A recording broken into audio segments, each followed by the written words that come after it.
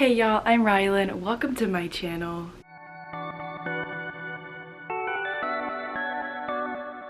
It is Memorial Day.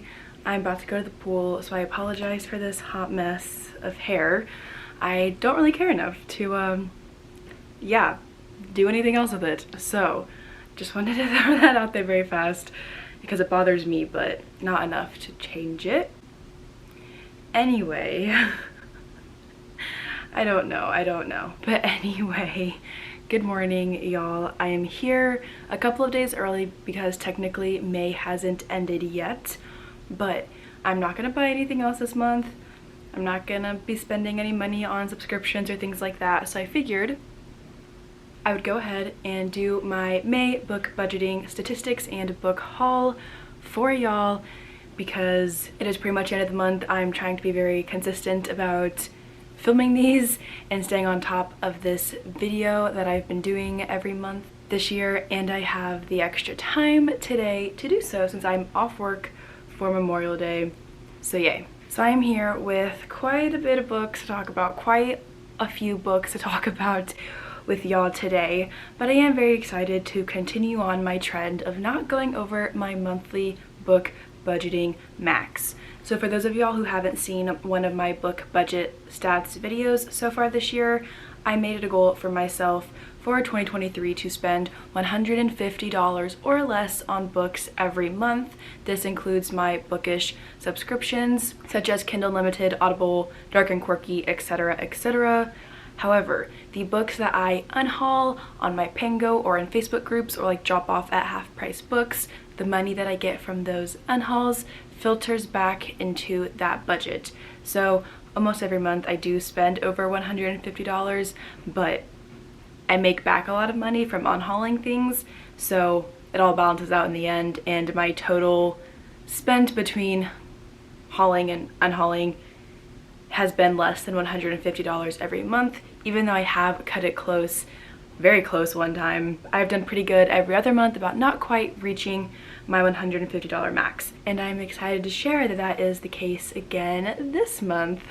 I'm also moving in 2 weeks, which is why my book setup is very different than normal. My bookshelf right here is pretty empty and I've only got one of these out still. I'm trying to pack up and get things ready, putting things into our spare bedroom early, that way I can just kind of get things cleared out, packed up, and things like that. But that's why my bookshelves are just a little bit different for this video and probably a couple of other videos if I can get things filmed before I do end up moving, but we'll see about that. Anyway, back on the topic of this video. This month, before I go into the breakdown of everything and show y'all which books I got this month, again, it's all romance really. That's just where we are right now, but it's fine.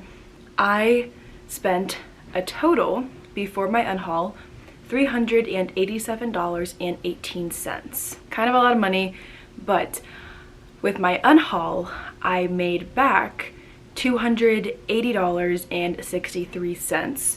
So my total spent in May was $106.55. And really there was one thing that I did this month that if I hadn't done that, I would have actually made profit, but I'll explain in a second what that big purchase was and why hopefully it benefits me in the future. But we'll go ahead and jump into my subscriptions.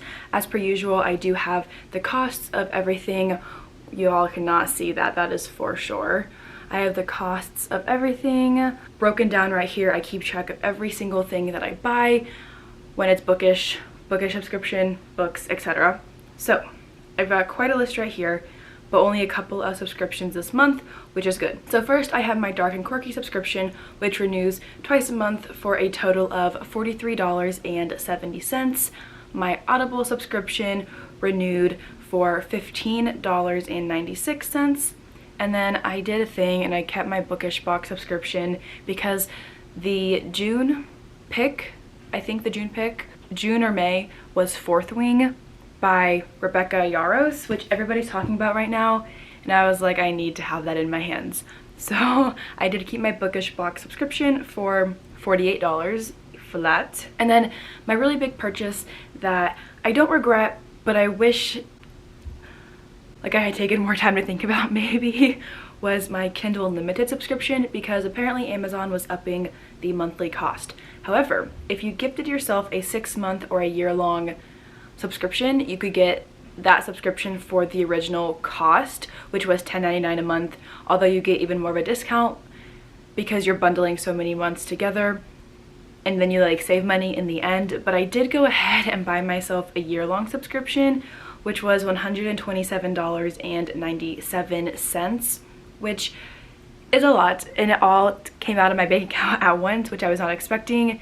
Not like because like I thought they would split up the payment, but because when I clicked, like, the button was like, or there was the announcement on Amazon. I really don't need to go into details, but I'm going to anyway.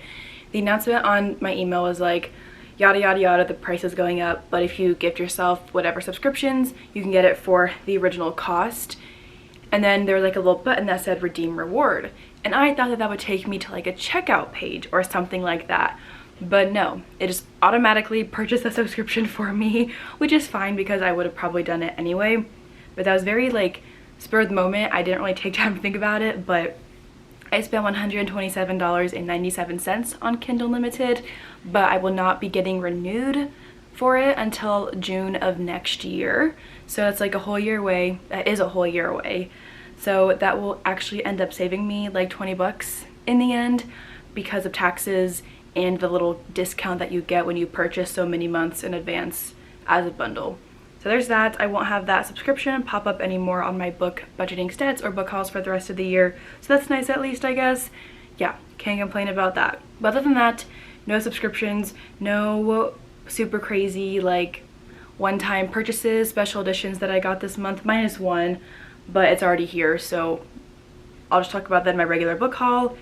But yeah, that's it for the subscriptions. Next month I'll have my Belle Book Box back, but thankfully no subscription for that this month. So without further ado, let's just go ahead and dive into the books that I spent and what I spent on them. As per usual, I have the list in front of me, that way I can share how much each book or little bundle cost. This month is very much, I want to say it's pretty much sports romance. It's very heavy on the sports. Not quite, but there's a lot of hockey romance going on in here. So very excited about all of that. I have been so loving hockey romance and sports romances in general recently, so definitely got a lot of those this month. But first up, we have Iced Out and Midnight Kisses. One is a hockey romance. Iced Out is hockey and Midnight Kisses is football, I believe. And I got these two books for $33.12. I got these as a treat for finishing my first year of grad school, so yay! I also purchased Devious Obsession by S. Massery. This is another hockey romance, and I got this one for $22.60. It's a chunk, but I cannot wait to get to it. This one is hockey and musician, it looks like. I'm sure it'll be great. I also got Twisted by Emily McIntyre. This one is the 4th book in the A Never After series, and I pretty much got this one because I was trying to get something else on Amazon, and if I added something else on to my purchase, I could get free overnight shipping. And I was like, well, I want to read these books anyway, so I spent $14, I believe, and $14.39 on this book. I also had a lot of gift cards this month, so a lot of these books won't have like any cost really attached to them. One of them being Bring Me Back by Macaulay Smeltzer. I got this book in total for $1.84 once I spent the gift card or whatever. This is supposed to be really sad, it sounds like. I don't know, but I love Macaulay Smeltzer, so there's that one. I had a lot of gift cards this month because I work at a preschool and it was like Teacher Appreciation Week, and so lots of parents were gifting us stuff and people were just giving me things, and it was crazy, but it was really exciting too. So I kept getting gift cards, and here I am with all these books that I purchased with said gift cards, even though I really didn't need them, but it's fine. Next, I got Disgrace for $4.46. This one I can't talk about, but you will see it soon in one of my future videos, I'm sure. I also got, this was my one special edition for this month, and it was kind of fun because I only spent $8.25 on it this month thanks to Afterpay, but this is the Steamy Lit edition of Love in Other Words by Christina Lauren. I got a scratch and dent version for half the cost, which is pretty cool to me, especially because it is signed by the authors, Christina Lauren, and it is a scratch and dent copy, but the only dent is like really just at the top right here, if my camera focuses. Like, it's really not even that noticeable, and like the spine is a little, or the cover is a little bent right here, and the bottom spine is a little bit like bent, but it's really nothing super crazy, which honestly I love. So a really great $25 that, or $33 I guess with shipping, that I will eventually have spent on this one, but not yet because this month I've only paid $8.25 for it. So love that. I also spent $0.00 on 9 days. Also cannot talk about this one because it'll be in a future video very much later in the year, but it will be coming in another video. This is a hockey romance and figure skating, maybe? No, I think it's just, well, I don't know. It might be a hockey and figure skating, but it also might just be hockey. I don't know, but this one also sounds really sad, although the cover really does not make it seem that way, but I feel like a lot of books nowadays are doing that to us. So, you know, it's fine. And I also got Mile High for $0.00. This is another hockey romance. I am very much on a trend this month, but it's fine. I got The Nanny by Lena Ferguson for $11.00. I had rewards on the Barnes & Noble app, like a $5 reward, so I used that and my 10% discount, and I got this one for $11.07. So that's fun. This is about a nanny and an executive chef, sounds like, so that's fun. I think he's very broody, so that'll be cool. I'm excited to read this one. And then I also got 2 more B. Celeste books because after my vlog that came out this month reading 2 of her books, I became obsessed. I actually get to meet her in June, so I'm very excited about that, and a couple of other authors like Lucy Score, Mia Sheridan, Lily Chu, and there's a couple others on there that I'm not remembering right now, but I get to meet a bunch of them in June and I'm so excited about it. But I had to buy 2 more B. Celeste's books when I saw them on Pingo, so I got The Truth About Tomorrow and The Truth About Heartbreak. I technically think that The Truth About Heartbreak comes first in the series, but I might be wrong. I think these 2 are standalones though. I hope so, but I'm sure I'll get very emotional over them. I will probably go ahead and annotate and tab them as well, and I cannot wait to get to them, especially after loving the other 2 books that I've read by B. Celeste now. And then finally I got The Elusive Fourth Wing, the book that everybody is talking about right now. I'm pretty sure I got the last copy from my Barnes & Noble, which was very exciting. It does have the sprayed edges. I am technically currently reading this book, but I'm only like 10 pages in, so I'm not quite feeling the obsession that everybody else is feeling yet. If anything, I'm kind of confused, but hopefully that changes soon as I get more into the book. But I spent $28.14 on this one. So that's good, especially since it's sold out everywhere right now and people are trying to upsell them, even though the book will be back in stock later, minus the sprayed edges.